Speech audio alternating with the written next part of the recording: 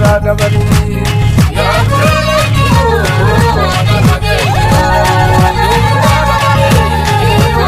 Kunnisa irra gusee nama dhugaatii duusee yoo dhugaa qabanii waaqarraa dhabanii hoo.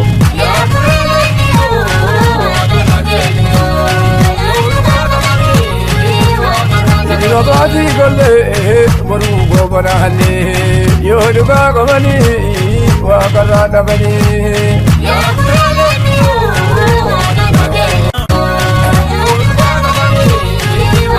Dhaabsee bittiin godhee fayyisee bittiin malee yoo dhugaa qabanii waaqarraa dhabanii.